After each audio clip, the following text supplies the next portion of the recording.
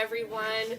We are casually a few minutes late to start our 10:30 March 4th Urban Economic Development Committee meeting. I'm Councilor Ballas chairing this meeting. First item on the agenda, I call this meeting to order. Second item, Kayla Lee, appointment to the Tulsa Preservation Commission, filling an at-large seat. Term expires February 2029 from Council District 3. Do we have? Yay! Hi, Kayla. Yay! Yeah, please. If you want to come up to, if you want to sit right here with us. I brought our intern with us. Oh, wonderful! So Yeah. you can see how all the city processes work. Yep. From the best district even. Absolutely. Yes. Yeah. She You're said welcome it to. saying, don't worry. Oh, It's okay. well, we're glad you could be here. If It's you. just city councilors, it's how the city works. Yes. We love civic engagement. Yeah. If you wouldn't mind telling us a bit about yourself and why you're interested in serving. Yeah, so I'm Kayla Lee. I'm the owner of Lee Simon Design and Fortress Builders. We're a design build company, so we do architecture, an architect, and we build a lot of the things that we draw. So have a lot of experience with the built environment, and historic preservation is near and dear to my heart. I was the president of Tulsa Foundation for Architecture, which has kind of a hand in the conversation when it comes to preservation and different items like that. So I think I could be useful in just my understanding of design. And you know, architecture is kind of our, it's like our cultural ambition on display, frozen in time. And so when you have these monuments to what was, it talks about the history, the heritage, these different kind of opportunities to really tell the story of who we are, who we were. And I think I can provide a helping hand in that conversation as people bring projects to the group. So that's why I put my hat in the ring. So any questions for me? Yeah. Any questions, Councilor Bengal?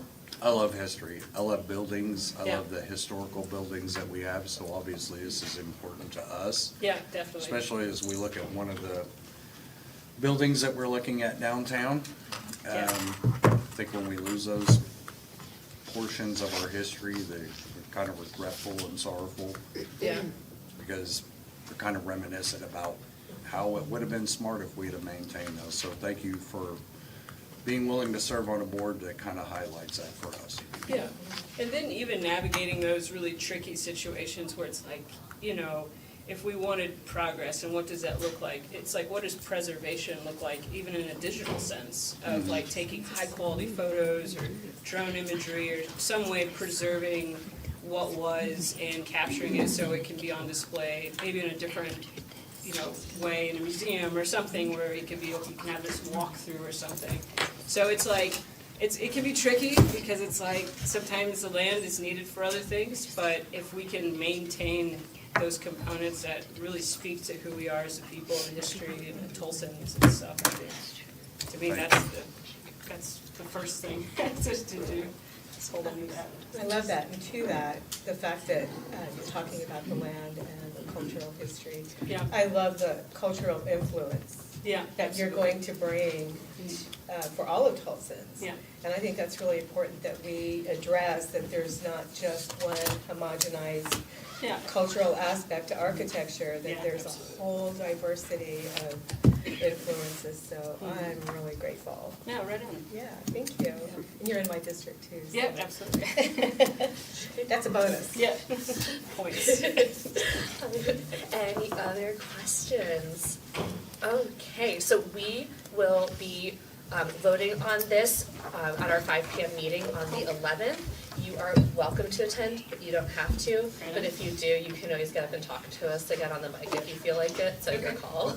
But, right on. but thank you so much for being here. Yeah, I know, absolutely. pretty painless. Thank you, Hannah. Yeah, I think your willingness to serve. Thank you all so much. All right, we are on agenda item 3. Thank you. Jackie DuPont, appointment to the Tulsa Women's Commission, replacing Amy Mariska. Term expires May 31st, 2029 from Council District 5. Oh, wow.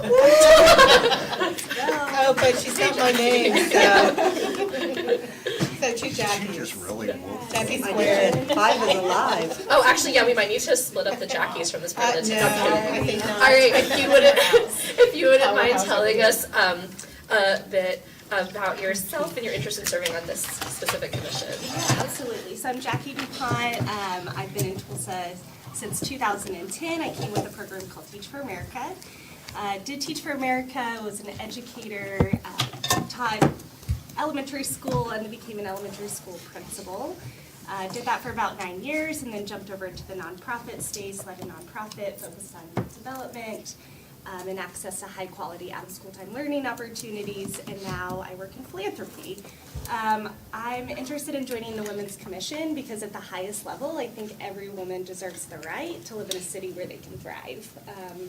And so, you know, that means everything from access to affordable housing, access to high quality childcare, thinking about a safe city and what that means for me and for my girls that I'm raising here in the city. And so I think through the different areas of experience I have, I would be a great addition to the commission. Councilor Gilbert? Sorry, Jack. Which one? Oh, my goodness. Thank you so much for wanting to step up and serve on this commission. I really appreciate that. But most importantly, thank you for representing District 5. Appreciate that. Councilor Archie? Yes. Well, now, where did you teach at? So I taught at Burroughs Elementary and TPS. I taught in Jinx Public Schools, and then I was a principal in Union Public Schools, so kind of spread across the city. Well, thank you for your contribution. Thank you for your service. So, great. Yeah. Of course, I've got a comment. So this is a great example of Jackie's going the distance, so thank you for that. And I came from a family of all females myself, so equity issues and women's issues are so important to me as well. So I appreciate you serving on the commission. Thank you. Thank you, Karen. Councilor Gilbert. Sure. Any other, well, I'll just say, I mentioned this to Title V commissioners here pretty frequently, but you don't always have to wait for the whole commission to have made a conjoined recommendation or policy effort. If you independently are like, hey, I as a commissioner have observed this and would suggest that we take a policy approach to it, please don't hesitate to reach out to us and let us know. Yeah, thank you so much. Well, we'll be voting on this on the 11th, 5 o'clock meeting. You are welcome to attend, but do not have to unless you want to take a mic again. Okay, Yes, thank you so much. Thank you. All right, we're on agenda item 4. Corey Taylor, appointed to the Tulsa Arts Commission, replacing Jared Gallagher. Term expires December 14th, 2026, from Council District 4. Hey, Corey. Hello, how's it going?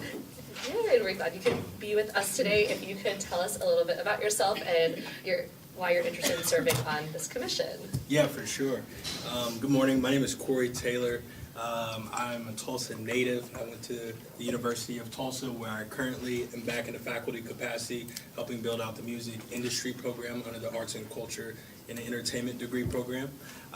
Very excited for the potential opportunity to be a part of this commission. I've contributed to the arts in Tulsa for quite some time now.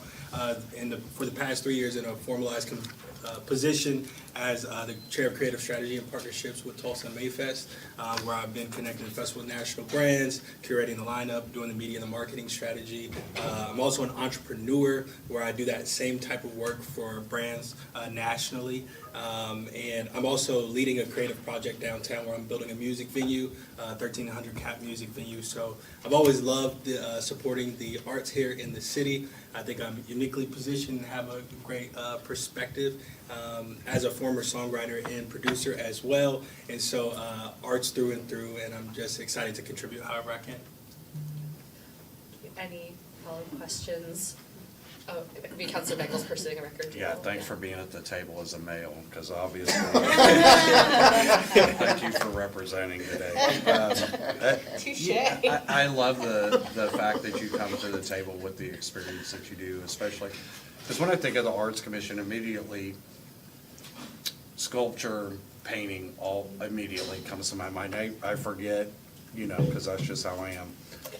I forget about music and things being part of that spectrum. And so normally I would ask, but I don't think it'd be appropriate to ask you what constitutes refrigerator art, right? So what kind of music do you mainly listen to, or what kind of music are your influences specifically? We promise not to vote based on your musical taste. No. I'm really big on jazz, R&B, pop, hip hop. But I come as an appreciator of all different types of genres. Working with Mayfest, I put 75 artists a year across different stages, and that's a representation of all genres. And also being in the position as a venue owner, developer at the current moment in time, we welcome any business from any genre. And so I've always been able to appreciate, and even in the curriculum that we're building at the university, I push students towards their interests and having that ability to appreciate arts at all levels. Well, thank you. I appreciate you serving. Thank you. And thank you for being here today. Yeah, thank you. Thank you. Thank you No, so thank- much. Yeah, Councilor Hall. Do you have a sister? I do. Kiora. Yeah. I just We will thought, be voting I thought based on that your was you, I just wasn't sure. family. Well, no, and thank you very much for your willingness to serve, especially on the Arts Commission. That's awesome. There's a lot of community dynamics that people have to navigate, and we look forward to you doing that. For sure. Well, so we will be voting on this on the 11th at the 5 o'clock meeting. You're welcome to attend, but you do not have to. We are very grateful for your service. We hope that you'll be down to continue doing it, Of course. because I know it can get contentious with specific commissions, so we are grateful to you. Yes. We're Thank you for grateful having for me. the diversity too. Yes. So I think that's imperative. Love it. Yeah. Thank Great. you so much. Of course, Let thank you. us know when the venue's opening. Will do. And then Councilor Bangle, you can commission an art piece from him. He does have a paint book. We did get Yeah, him get one, busy. yeah. Okay, I'd love to see it. Thank you so much. I love that they're coming to the front of the table. I know, it's really nice to have people sit with Yeah, us. They I usually love it. We can hear They them usually now. sit at the very end. I know, they usually stay away from, I don't know.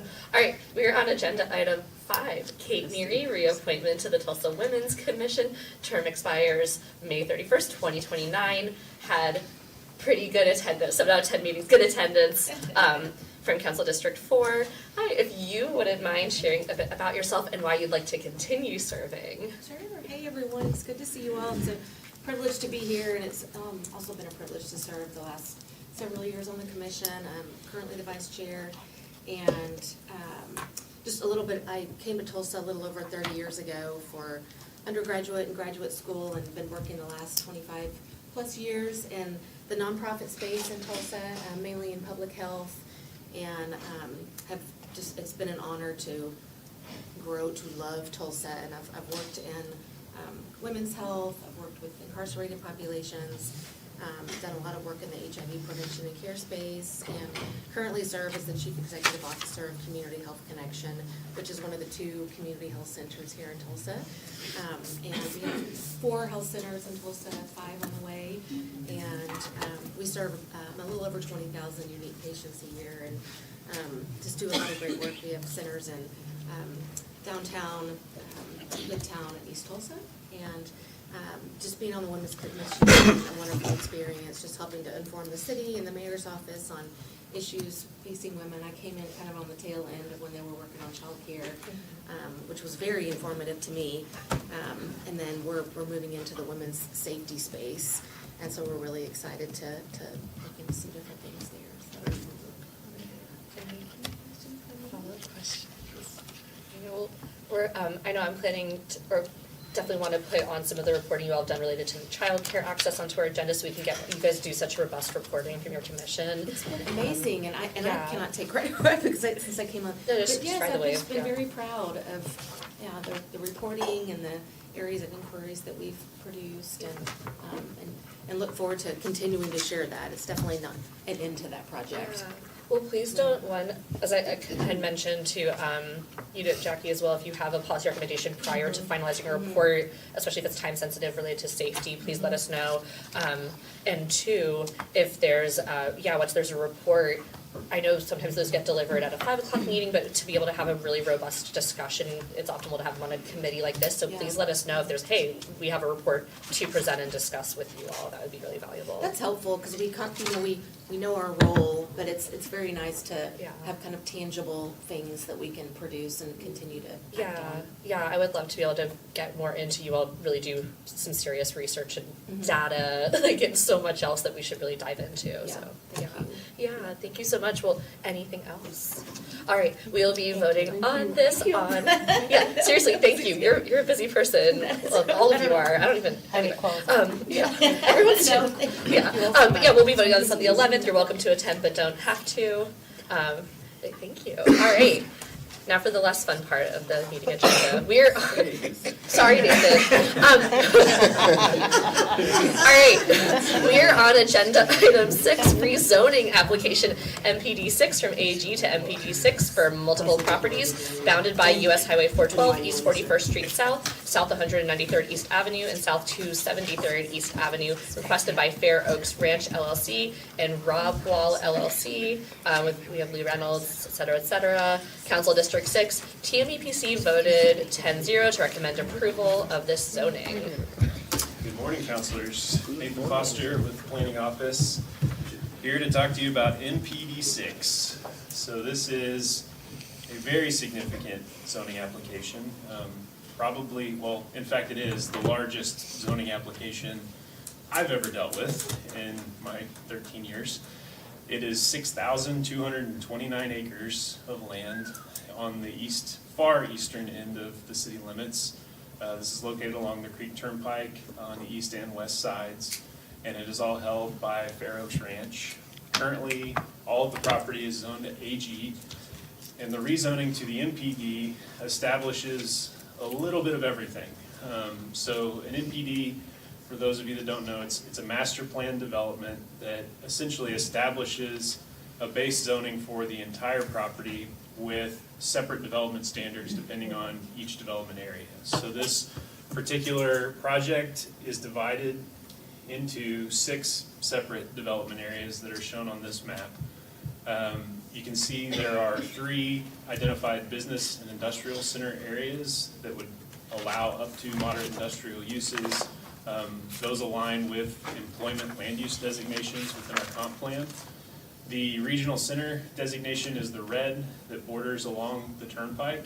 This is where you would focus probably very high intensity commercial uses, regional draws, maybe retail, large commercial. Village centers are kind of this transition zone between that high intensity commercial into what is the neighborhood center to the farther east. All of this permits a range of uses, but the neighborhood center, the village center, the town centers are really focused on creating walkable urban spaces that include mix of uses, a variety of housing types, everything from multifamily up to just single family. There are ADUs permissible within the neighborhood areas that are located here. And there are some very robust development standards included in the MPD as to how all of that will be designed and will look. You can see in the background of this exhibit, it's a little difficult, but just some preliminary concepts about how they would like to see this area develop. We were told throughout this process that this was anywhere from a 20 to a 40-year vision to ultimately accomplish the development in this area. So I wouldn't anticipate any sort of rapid oncoming development out of this. This was really trying to get this area established for how it would look moving into the future and establishing an ability to really create a variety of different uses and development patterns within the area. Just going back a map, this was our comprehensive land use for the area. The development areas that they've assigned neatly align, I mean, probably not neatly, but they are aligned with the land use recommendations from our comprehensive plan by really more fine tuning where those specific development things will apply. But you can very clearly see the blue areas, which are the employment areas that align with those business and industrial centers. As you mentioned, the Planning Commission unanimously recommended approval of the MPD after their public hearing. There were several neighbors in attendance at the meeting. Obviously, this affects a very large area. Different concerns were presented, one of which was based on the employment center that is immediately north of the neighborhood area on 31st Street on the west side. The applicant at the Planning Commission meeting offered up some additional development standards for that particular development area that were ultimately incorporated into the development plan. It included some more enhanced landscaping along 31st Street as well as some significant setbacks specifically to data centers, if a data center were to be proposed as a part of any of these industrial centers. A lot of conversation, as you can imagine, was around the topic of data centers, because right in the middle of all of this is Project Anthem, which was formally approved with an IL zoning district back in 2023. But there was, I think, some confusion in the public about how Project Anthem related specifically to this project and the development of this project, but also concerns about future data centers and potential proposals within those industrial areas. So that was discussed, that these were separate projects. However, there were areas within the MPD that would ultimately allow those uses, and that's, I think, where the applicant landed on creating some additional development standards. They have a lot of required open space throughout the development. If you look at the aerial photography, you can see there are some lakes, some stripped lakes throughout this property, formerly mines, that they intend to incorporate into this development and utilize as natural features. They would like to develop around them, really make them amenities within the neighborhood areas that they're proposing. And so that's all defined within the plan, as well as requirements when they start coming in with new subdivision plats, that those areas will be reserved and held as open space. So there's a lot to this. It's a very large document. I'm happy to answer questions if anyone has any. Yeah, I think I have two questions out the gate. One is, so hyperscale data centers could go into just the blue parts? Let me go. Could you clarify? Is it? So the way our code defines data centers currently, they are a light industrial use. The areas in this development area map that would permit light industrial are the business and industrial centers, which are outlined in the gray, and the regional center, which is the corridor along the turnpike and along 244 on the north side. Okay, and then, Anthem is, right? Yeah, Anthem is to the west of the turnpike, just north of that Across large the- business and industrial center on 31st Street. okay, so current zoning, a lot of options. And then I'm not, we don't see a lot of, master plan developments come through.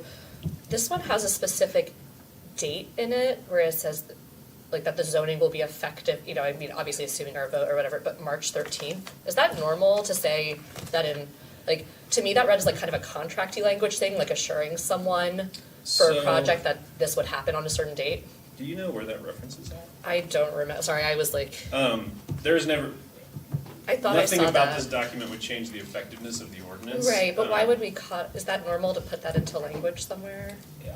Not typically. Okay, I sorry, know I'll that try to we- find where I saw that. Okay, we had some discussions with the applicant. One of the requirements of a development plan is that within a certain period of time after it's adopted, they have to obtain a site plan approval for some part of the development plan in order to keep it active.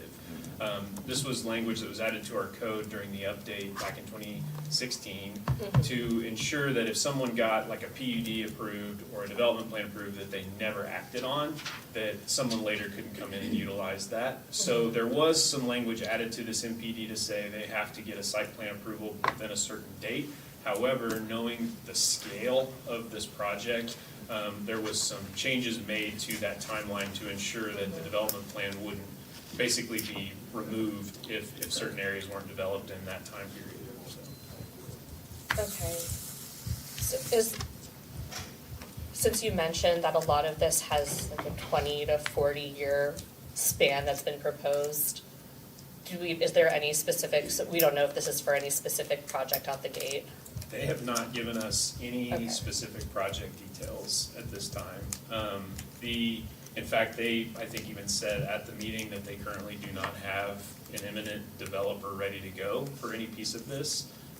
This was something that they had worked on for a long time. They went through their own, they being the property owner, went through their own planning process for several years. They engaged the areas around them, the neighborhoods around them, to ultimately come forward with this plan to set the area up for development in the future.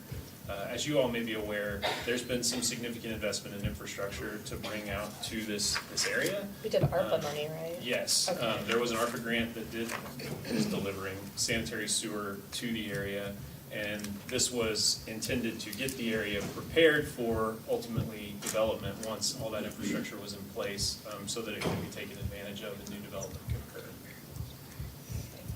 Anything?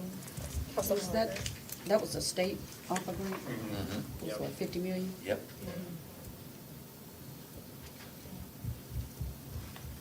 Anything else? Counselor Gilbert? So as we're moving and building around us, are we looking at public safety infrastructure also and boosting that up in those areas? Like, where's the nearest fire station? That's a good question. So a lot of those assessments will be done at a time when something is proposed, like a development actually moves forward. There, I believe, is a fire station probably 3-4 miles to the west of 31st and San Diego. However. Are you thinking of Rolling Hills, Maybe, the Title 19? Yeah, well, that's not Volunteer. ours, though. It's not, but there's interop agreements. Yeah, but still, I mean, especially as we're putting residents and businesses out there, making sure that we have We know that. the safety Yeah. infrastructure to respond. And we've been talking about that specifically. As you build this out, you're gonna have to take care of the other public safety Yeah. aspects of this. Well, I mean, and anytime we put in a new fire station or anything else, it takes a capital improvement package in order to include it, to make sure that we get it, or to hopefully make sure that we get it. And so I was just making sure that we follow this development as the next capital package is put together, to make sure that we build the infrastructure to go along with that development. Sure. And I would think because this is within the proximity of the Port of Catoosa, that fire station may look different from the other fire stations. Right, but as long as it's in the city limits, I don't Right. want us to depend on A volunteer. volunteer, well, I love the volunteer departments, I know what you mean. but mutual aid. Right. We should be able to have the infrastructure in place to respond to our residents and making sure that they stay safe. This So looks like one of- it'd be a micro city that could secede at some It- point. This is just how this looks. Well, when I took Yeah. the tour, I mean, it's huge. Yeah, It's huge. It's beautiful property. It is beautiful property, and I hate to see the ponies go. That's good. Yeah, there's a lot of, kind of some adjacent ag land still. Counselor Dutton? Yeah, so I was looking through the backup materials, and it looks like the allowed uses are quite substantial. From what I'm reading here, it looks like we have 2-3 pages of allowed uses. That's a lot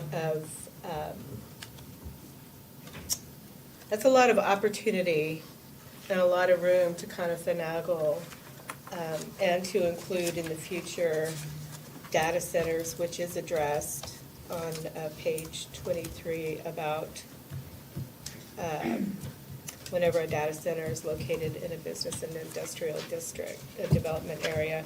So without an understanding and I've heard from a couple constituents regarding that particular issue, without an understanding of how we're going to go about creating housing and an area that will be good for families and children, I'm a little concerned to the vagueness of what the possibilities are for development, especially of data centers going forward. And I know that Anthem is wanting to expand eastward from where they're at right now, which would be Westward.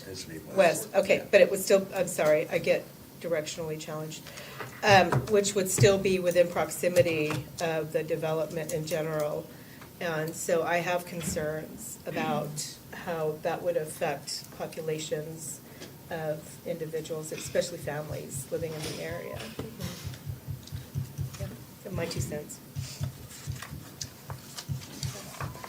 Yeah, what I would say about just the list of uses, so within a master plan development like this, there is no tie to underlying zoning districts like we would typically see. So what they've done is bring in the use chart from our zoning code and Right. define within their development areas where those specific uses would be allowed. So it does look like a very long list, but it is intended to basically create the zoning code for this entire property. And so while it's a long list, you can see that throughout the 6 development areas, certain uses are restricted or prohibited in different places. Specifically, the neighborhood centers and the village centers have a much more restrictive use list than you would find within the business and industrial centers. But yes, the regional center, for example, does allow all the way up to a light industrial district, and it is a corridor that goes the length of the property from South Lake. Could you go back for that discussion to the map that shows a little bit more of the other zoning that's bordering it? That would be Okay. this one, So, MD6, yeah. yeah, so right now with our current, like, I'm just curious, the current zoning, because this was showing all along that corridor that you could, under our current stuff, put data centers in, and that could even go up basically against this residential area right now. So the kind of L shape that's there on the north side of 31st Street, west of the Turnpike, is one of the business and industrial centers. It is a development area that's specifically called out that says if a data center locates within the business and industrial area adjacent to 31st Street, that they apply a 250-foot additional setback to those uses within that development area. They also added some additional requirements for the industrial areas that include higher levels of landscaping, screening, tree plantings, et cetera, with the concept being that some of those additional natural screens and buffers would help mitigate against any kind of obnoxious use nearby. So then this area here that's designated for park and open space, is that what you're talking about? No, That- so the area, That would be that right there. that park and open space area, you can see is actually carved out as neighborhood center. Right. It does not allow the industrial uses, only the gray But it could neighbor. areas. Yeah, it would be Okay. adjacent to Yeah, the okay. regional center and to the highway. Right. As well as the regional centers, Right, which so- would probably be the most approximate piece. That's what we were talking about. Right, yeah. Yeah, okay. Okay, anything else on this item? I suspect at your public hearing next week, that the consultants will probably give you a much more in-depth run-through of the design standards they've incorporated, potentially even some additional exhibits to show you what those layouts might look like, and can definitely address the changes that they've made up to this point for the industrial centers, to try and make sure that they do not become an issue for the areas designated for neighborhood uses. But I anticipate they will have a much larger presentation to provide. I'm looking at the chart, the legend, one part says floodplain. Is there what part of this is in a floodplain? So the very dark areas that kind of depict where the lake areas are, there's an additional exhibit in the actual MPD that probably makes this much clearer. That is their open space plans. If you look at page 8 in the MPD document, you can see that they've defined park open space as well as civic spaces, sports areas, and then floodplain. And that green is very much depicting where those floodplain areas are and what would be maintained as open space. Oh, I appreciate it. Soccer fields. Yeah, good. Yeah, they've listed sports center, Yeah, so. that's usually where soccer. Soccer fields? I was gonna name it's to Baseball me all fields. of I'm Yeah. just, Or kind of made a good Yeah. representation of what it might feel like another city that feels Yeah, well, it seems like that's the long-range, focused. beautiful plan. My impression of this is that a lot of the neighborhood village center stuff is very prospective, and we'll see, and that there's more, I would assume, more immediate business interests coming in first, which I understand why those tend to anchor things like this, but it just seems like maybe we do this and we'll have a hyperscale data center somewhere in here, and then maybe in 20 or 40 years they'll do the rest. Like, I don't know, I'm just guessing. But this full development is kind of what young people are looking at for the future, where everything is centric to it, and they can live, work, and play, Oh, yeah, that's why people like play Disney all World. in the same Yeah. place. It's all walkable, bikeable. Mhm. And I hope so they do this. That's what they want, and what our young people want is a future development. Yeah, It's Joe's legacy. yeah, I hope Exactly. they actually do that part as well, I just, yeah. Yeah, Erin, do you wanna?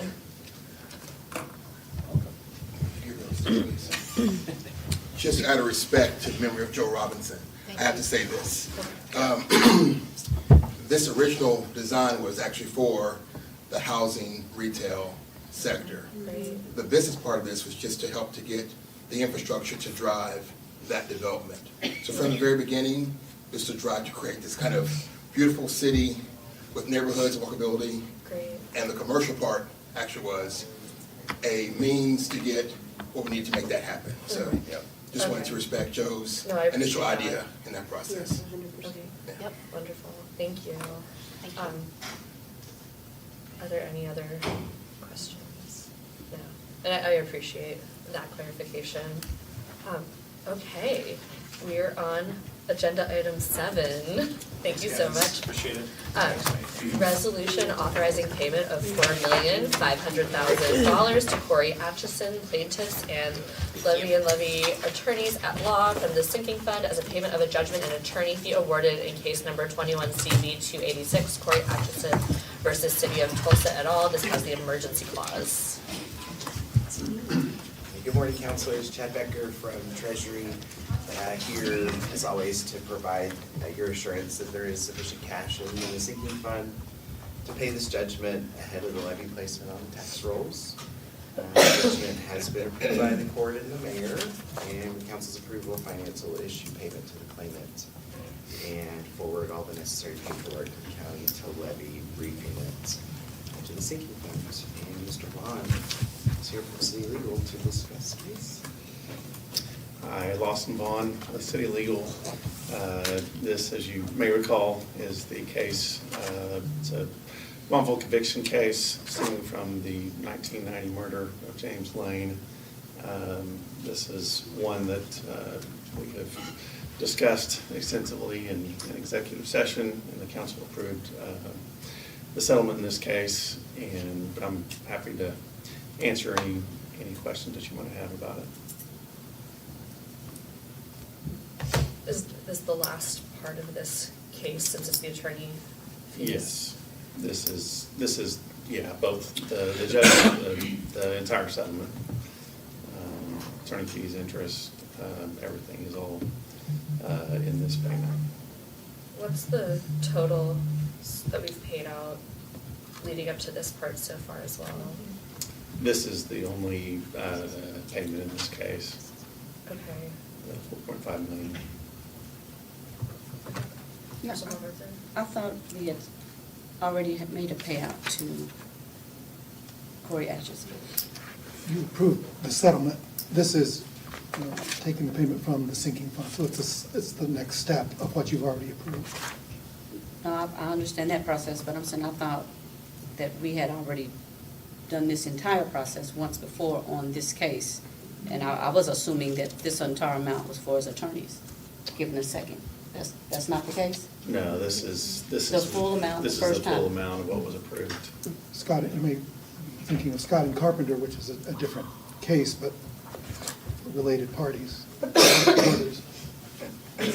So was it another Atchison? No. No. There was a comms director to the governor with that last name or a similar one, maybe that's why the What was name's. the what? There was a comms director, in the governor's office with a similar last name, maybe that's why the name's familiar. I don't know, I'm really trying to guess. A lot to keep over. I know, we've had a lot of settlements and lawsuits, yeah. So this is 4 million? 4.5. 4.5. Yeah, 4.5 million. Wow. Did Councilor Lakin I always had to say that out guess the, loud. did you say the amount of the sinking fund? I did. Okay, No, I didn't even render a guess. okay. 87.7. 8 what? 87.7. Right, any other inquiries on this one? Okay, thank you. We are on agenda item 8. Switching gears quite a bit. resolution requesting quality event designation from the 2026 National Reining Breeders' Classic to be held April 14th to the 25th, 2026, identifying the city of Tulsa as the event's host community. This has the emergency clause. Hi, Patty Crosser, the Regional Tourism Division at Tulsa Regional Chamber. And I'm here on behalf of the National Reining Breeders' Classic. It just transitioned show operations last year, and the new operator is actually not local, so they weren't able to be here. But I'm helping them learn how to use our quality event incentive for the state and guiding them through the process. So I know they provided in advance an overview of the event, but this is one of our first equine shows of the season, starting on April 14th out at Expo Square, and they moved here in 23 after being in Texas for over 20 years. Took it, stole it from Texas. Sure. That's what matters most. So, yeah, the quality event incentive is a really important part of that. They were using Texas's incentive fund before, so their ability to use ours is now part of what's keeping it here. Great. Any follow-up questions? All right, we are on, thank you, Steve. That was agenda item 9. Man, we have such a diversity of topics today. All right, agenda item 9. This was read last week as well, an ordinance related to animal services and regulations for commercial animal establishments, type C license, by adding an exemption for nonprofits and providing criminal fines and/or imprisonment for violations of this section. It has the emergency clause, and we have Sherry Carrier with us. Morning. First of all, I'd like to apologize that this had to be pushed 1 week. That's totally my fault, so my apologies. This is adding a type C. There's already an A and B. We'll exempt the nonprofits. An example would be Humane Society of Tulsa, Tulsa SPCA, so that they don't have to worry about these requirements. We will have to go, if this is approved, back to the Animal Welfare Commission to actually put a license fee on this. We'll be proposing a yearly fee. The A and B license are a little bit different. For type A, it's $300 currently, the renewal is $200. Type B is $500, the renewal is $300. If this passes, is approved, we'll go back, we'll ask for probably a yearly $1,000 fee for this. We are definitely in an overpopulation crisis with animals in Tulsa, the city limits, and a lot of Oklahoma's facing the same things. There was a proposed House Bill 4055 that was addressing animal breeding, but it was defeated in committee. So there's some restrictions that the city of Tulsa has for breeding, that you can't do it in a residential area for zoning code reasons.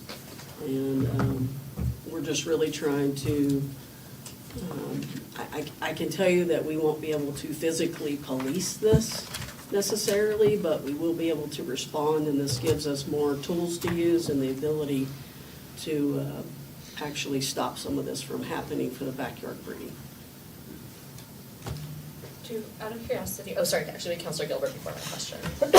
So Sherry, just if you could kind of elaborate a little bit more on it. So this is, if I wanted to start my own pet store and breed dogs, I would have to come and get a license at the city of Tulsa, right? That's correct. Okay. And there'd be probably multiple here for that, for type A.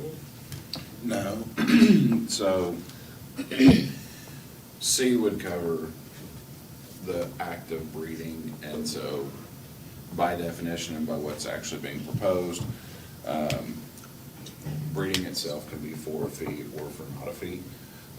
So whether you are charging or you're not charging, you're still required, if you are actively in the process of breeding an animal, you have to have this license. Right. So if if my dog accidentally had puppies, and if I wanted to go to a big box store parking lot and sell them, would I have to have that license as well? Yes. It's a $1,200 fine and or 6 months in jail.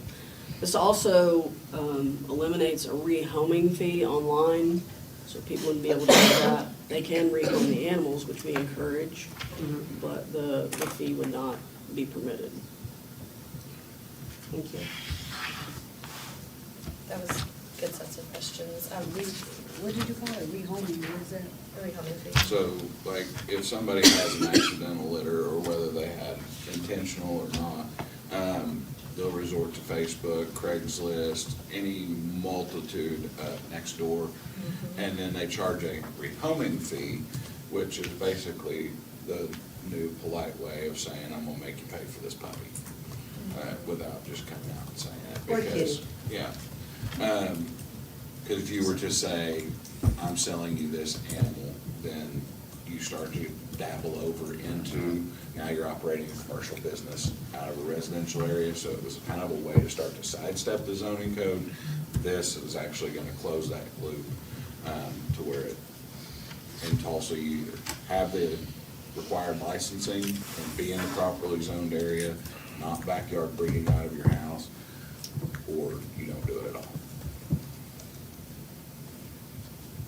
So if someone has a dog, they get out, like they do, and they're in heat, come back pregnant, then that owner has to, It would Do require what? them to. if they don't want to keep all those pups.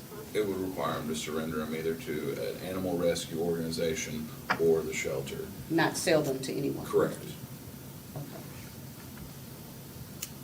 Would they then get I'm sorry. No, go ahead. Would they then get fined for not having their animal spayed, neutered? Could. Yeah.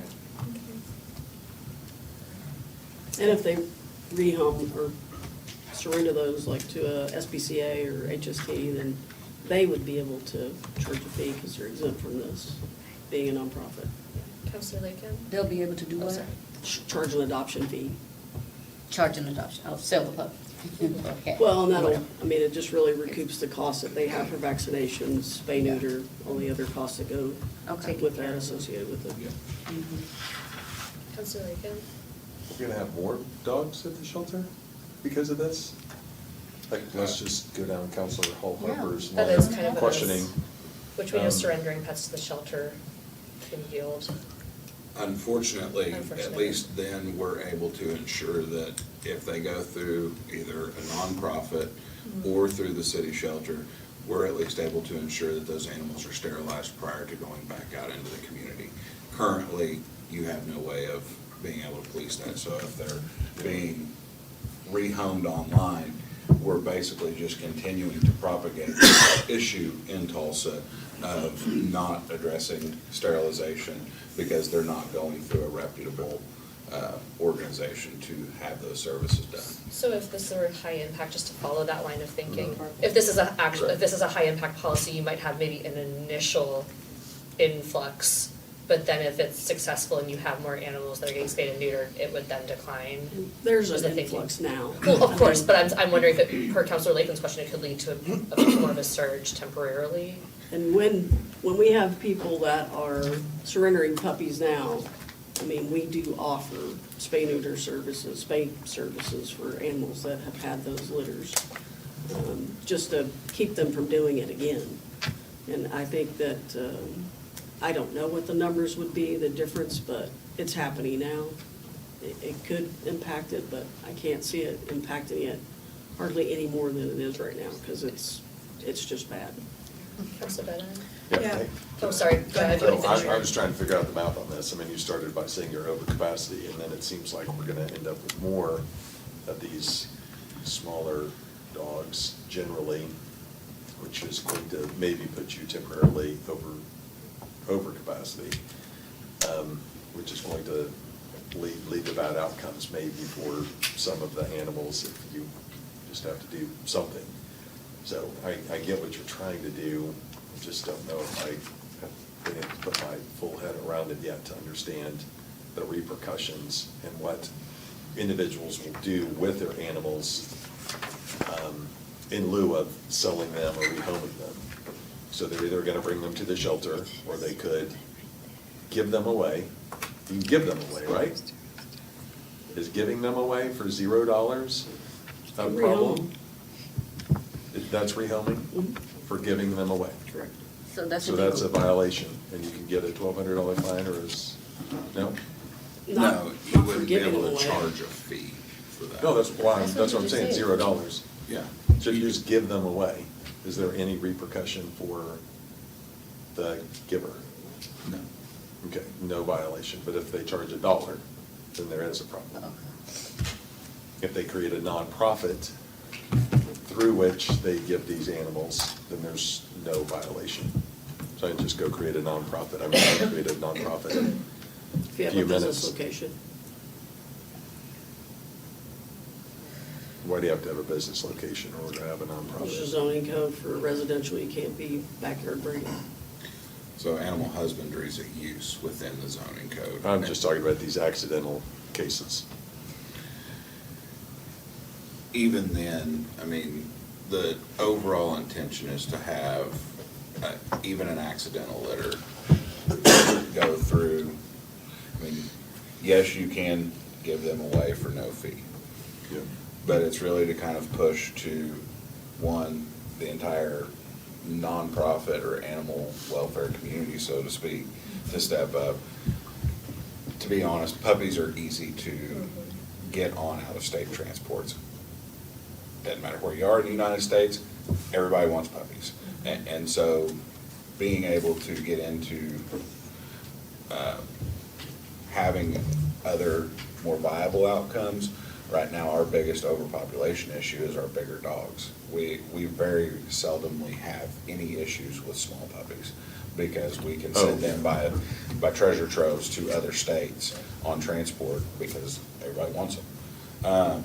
So we're trying to. So you're saying if you get them into the shelter, you can get them out of the shelter pretty They're quickly a by lot transfer? easier to move out of the shelter environment than your 80-pound pit bull that we just found running down the street.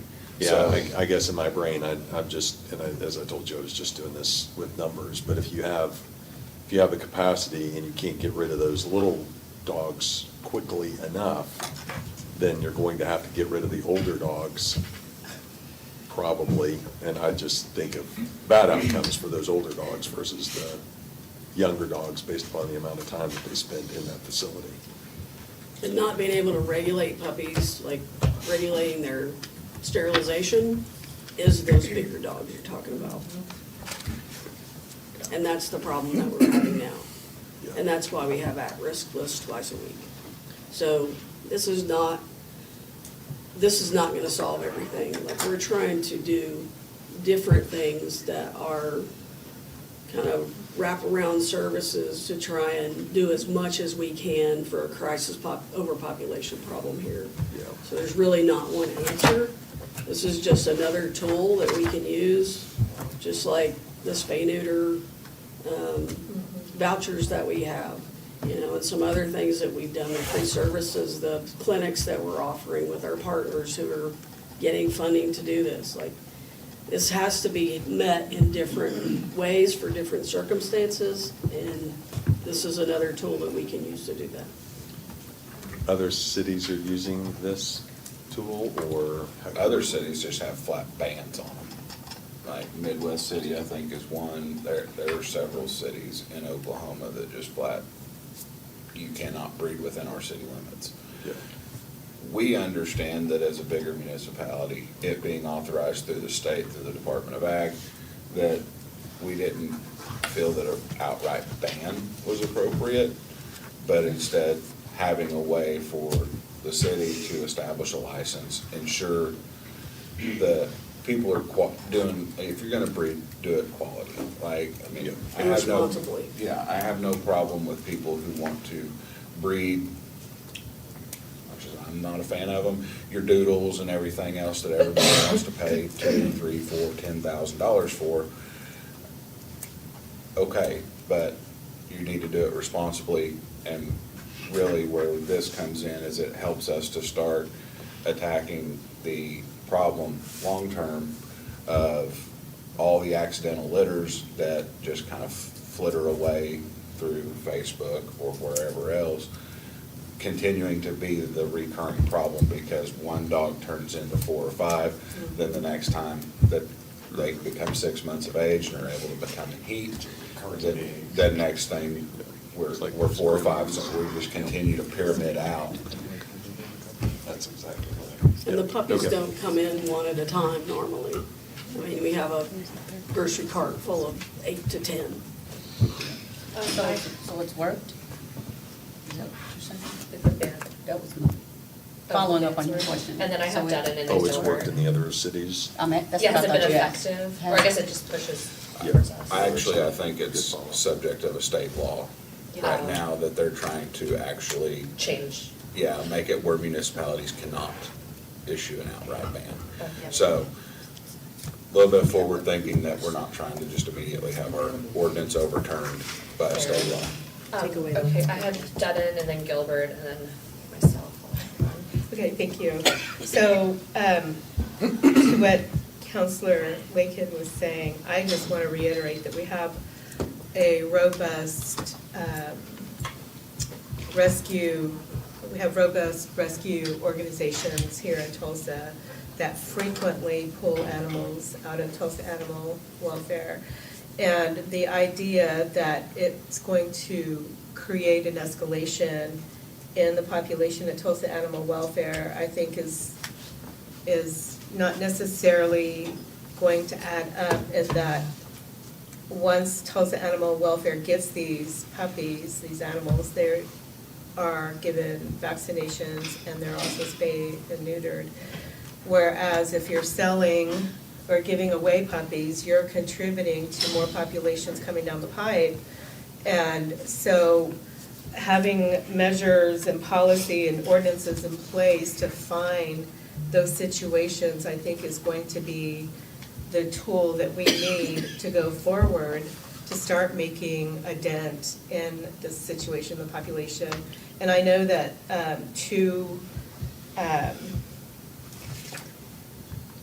Tulsa Animal Services and the outreach that you all do and the spay and neuter clinics that you all have been a part of and have set up through partnerships have been phenomenal. So I want to just also bring that to the forefront and acknowledge and amplify that we are in a time right now to give as much support to Tulsa Animal Services to continue down this path of being able to minimize the populations that we see. And so I think the puppy situation, as has been said, they are much easier to fix and transport.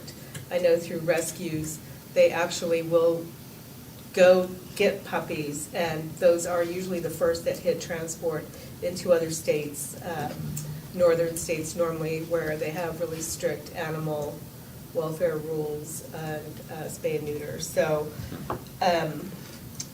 I just want to amplify that I'm extremely happy with the situation and the ordinances that we are compiling to fine people for being irresponsible. So I just want to say thank you for all the work, all the hard work that you guys have put into it. And Thank you. Just know Just to that- ping off of what you said, our diversion efforts have really escalated, and our partnerships out of state and in-state have grown significantly over the last 3 years, so it's given us the ability to do more to get animals out of that facility. I just wanted to also add that with the budget season, I'm going to do my best to amplify the need for more people to support your new shelter. Okay, I had Counselor Gilbert. And I have a tiny question. So I'm gonna go down Counselor Lakin's rabbit hole, or puppy hole, whatever we wanna call it. And so if I were to bring in a litter of puppies to animal welfare, right? You would then write me a citation? So Or- first, we're gonna have an educated conversation with you of, would you like to prevent your female dog from having another litter?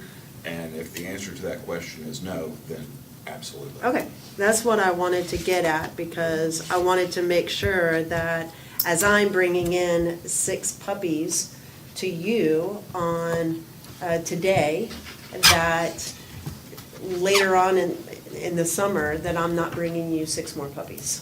No, we have those conversations now, and we have been assisting people that have those problems and are surrendering puppies to get their animals sterilized. So it has grown, I think probably even over the last year, especially since we started the voucher program. Yeah. And I think it will continue to grow. Can I ask one quick follow-up? Yes. I can't afford, so I bring in the dog, you tell me that, I can't afford to get my female dog spayed. Do we have options, referral options? Yeah, we will actually do that Is it the if we voucher? can. Yeah, I mean, it's So there's not- really no excuse? I mean, Yeah, I mean, that- Spay OK does it for very minimal pricing. The Tulsa SPCA does it for very minimal pricing.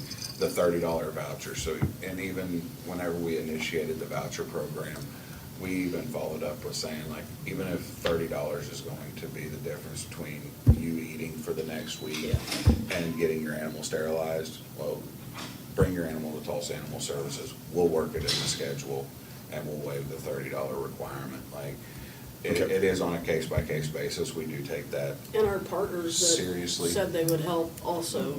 Yes, that's what I thought, and recall, but I just wanted to make sure. Yeah, I just wanted to make sure that we're, again, that we're getting the information out there, that we're not wanting to continue to bring us puppies, that the first time you bring us a litter of puppies, that this is it. We want to have this conversation with you, and we need to make sure that this doesn't Yeah, happen our again. diversion coordinator, she's awesome, and she has those conversations on a daily basis of people that want to surrender puppies, literally.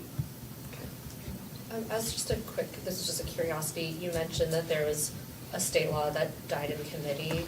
Do we know what specifically made, do we know why it didn't make it out of committee, like, or what the? It was referred to Agriculture Committee, and I just checked today, and it was defeated, but it was gonna limit, from possessing 10 females to 3. And it would have a non-commercial breeder state license required after the 3 female dogs. But again, That was whenever commercial kicked in. Yeah. So currently, commercial's set at 10 breeding females or more. would have been. It was gonna reduce that threshold to 3. Okay, So- so it doesn't quite accomplish what we're, I just was. I mean, it's still the same issue, just less Different number of approach. female dogs, but, and still same requirements for a city, like how it's zoned, that you can't do it in a residential area. Okay, that'll be interesting if at some point someone gets to see what the committee discussion looked like, to see what was. And there were some raised or other not. things in there Yeah. regarding, they had a fee schedule, they were gonna add a foster fee. We recommended that they didn't, and they initially took that out, because we wouldn't wanna charge someone to be a foster and help get animals out of a facility and try to get them out that are moved, so. You know, maybe they'll come back and maybe they'll add some better significant language with it that'll go through. Yeah. And I will, just as a follow-up, say, the ordinance as part of the application, you have to have a commercial breeder's license if it's required. It doesn't wholly limit to once you meet the state threshold that this ordinance kicks in. This ordinance is in effect the second you start breeding animals. So whether you have to have a state license or you don't have to have a state license, that is irrelevant to our city ordinance. Okay. You still are going to be required to have a type C license. Councilor Gilbert? Does this, sorry to keep hashing out at this, but does this only pertain to cats and dogs? I mean, does it also pertain to like guinea pigs, rabbits? I mean, people. I'm just wondering, I mean, not that we have a problem of over, Let's spay and neuter every animal in God's great earth. well, I mean, there are people that Hamsters. do small animals for, Yeah. I mean, maybe I've gone down the hole too far. Fix it when they- now you're talking about committing suicide if you're around when they're born. Come out. It's got dark. Okay, bring it back.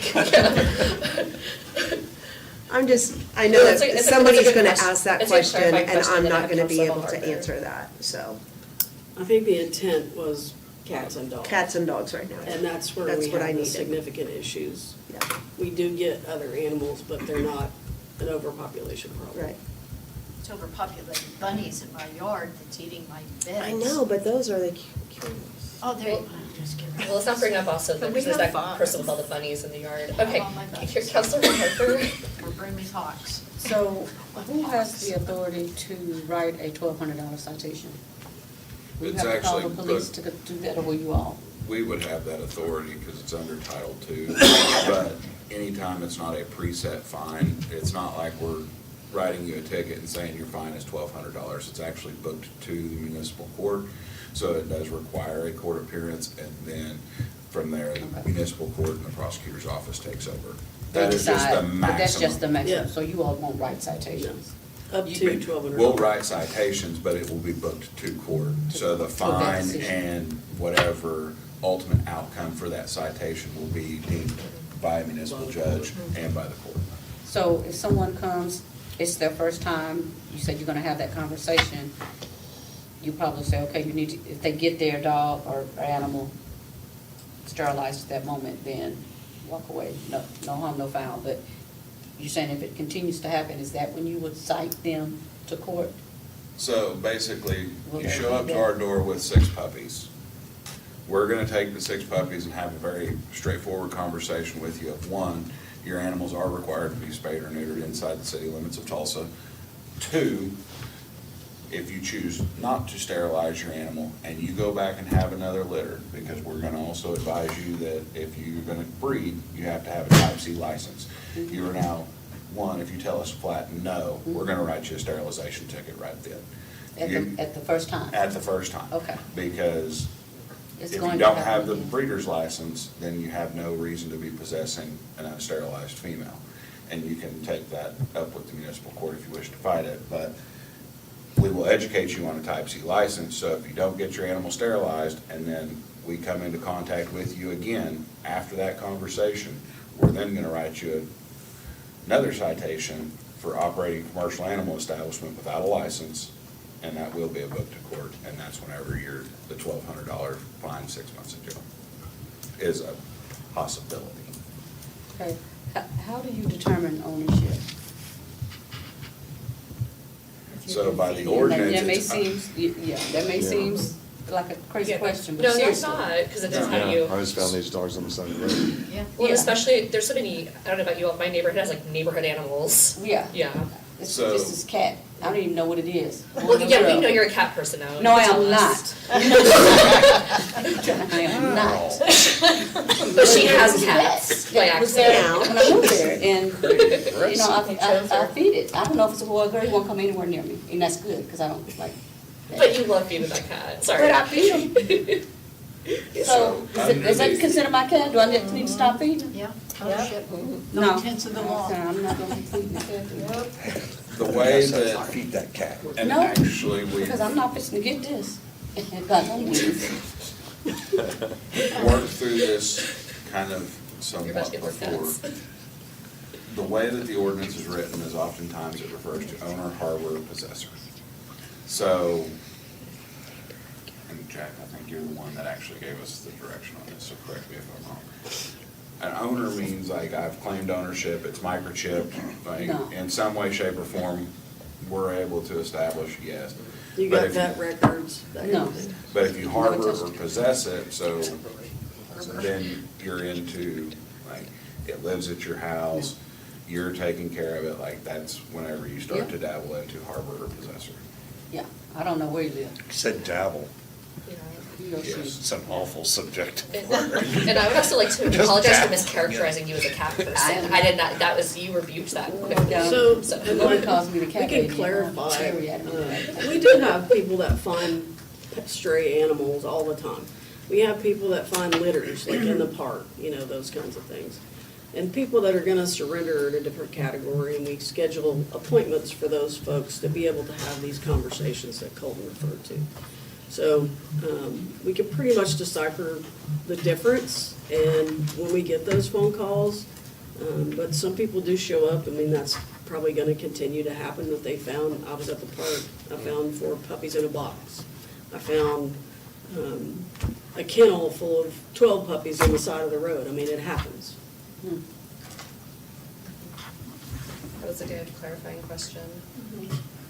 Okay, anything else on this one? I think we learned a lot. I just bought a new cat, the cat was really good to eat. So, and I appreciate that you're not trying to get stuff with it, I know. Or cat. The cat. Okay, are we? I Okay, If last. it's hers. If she doesn't name it, it's. So we know Counselor Bengal will pursue taking in cats as needed. Yeah. And I know that we all have trouble imagining how anyone could let the animals be given up or just be outside. Okay, we're on agenda item 10, I think. All right, this is the racing, reckless driving ordinance I brought to the table last week. It's back on for agenda because of just some kind of language that was discussed afterwards with legal that's bolstering it a bit more legally, and I wanted to make sure that we were all aware of before we're voting on this tonight. The core of this hasn't changed, that, you know, of course maintains and includes the amendment that we discussed last week about making it impoundment for 10 days. As you all may know, there was another fatality collision 2 days ago, so I'm glad we're urgently addressing this. But I'll let Jack with legal describe some of the additional amendments that make this a bit more airtight legally for us that were discussed after our committee meeting yesterday, so it's back on to share some of those. And this also includes adding kind of a hardship clause where someone could have it reduced if there's extreme hardship presented to the hearing officer. I'll let Jack Right, so dive more in. there were questions and concerns raised after the meeting and discussion last week about due process and due process provisions after a vehicle is impounded. So we took those comments and have gone in and as Counselor said, kind of shored up those due process provisions. So you'll see highlighted in red there that a due process hearing has to be conducted within 5 days after the request for a hearing, the time at which it is received. And then the administrative hearing officer will determine whether probable cause existed for the citation or arrest and whether early release of the vehicle is warranted under the following subsection of this section. So we added some provisions in the case in which the driver is different than the owner, for example. So if the registered owner is not the driver at the time and did not knowingly permit the unlawful use or continued impoundment in the administrative hearing officer's determination is not reasonably necessary to continue to abate the nuisance, or if extreme hardship exists. So if this is the owner's only vehicle and the vehicle was taken without the owner's consent and used for racing, then the owner can petition the administrative hearing officer for an early release of the vehicle before the expiration of the 10-day period for this extreme hardship, to get to work or for whatever reason it's required. So we added these, again, just to shore up the due process provisions after a vehicle's impounded on the basis of a citation or an arrest and an officer's finding of probable cause. Yeah, Counselor Bush. Vehicle definition, does that include motorcycles? Yes. Thank you. Yes. Yeah, oh yeah, that's right, you weren't here last week, yes, very Yes. much so, Thank you. yeah. On 41st Street. Yes, yeah. Any other follow-up questions? Yeah, Counselor Gilbert. So, sorry I wasn't here last week either because I Oh, was okay. not feeling well. I can do a summary overview if that's helpful. Yeah, but just real quick, so with the, if they can show hardship of not that they have to have their cycle to get to work. And they get their cycle back. I mean, there's still fines attached, correct? On the underlying violation? Yes, okay. Or also they would have to pay, would they also have to, if it had been impounded for a few days and they get it released early, they'd still have to also pay to get it out? Yeah, so there's still, those are on top of the city Okay. fines. Counselor Devon? Yeah, to that, Counselor Gilbert, I think also, we do have a public transportation system, and I think that even if Oh, they do I know. prove a hardship, Absolutely. you know, I mean, buy a bus pass, I guess, until you can afford to Yeah. get it out of Midtown. Yeah, just to do like a really, really quick kind of overview or thing related to this policy, since I know two of our colleagues were here, we're voting on this tonight. You know, this is just adding, right now, someone could drive extremely recklessly, well over the speed limit, very intentionally driving dangerously, racing, et cetera. We all know how loud that is as well. Causes almost half of fatality collisions in our city. And then they could get cited, go to jail, get out and get their car back right away. And studies have shown that one of the only things that actually changes that behavior is vehicle impoundment. And so that was that discussion and. Fingers crossed. Yeah, well, and part of this also helps with the whole issue of they can't, and it's obviously unsafe to pursue vehicles. This means that they can see a license plate and then go and work to address it more safely without having to pursue the vehicle, so. Okay, any other? Perfect. Yeah, yes. All right, well, in that case, we are on item 11, we are adjourned.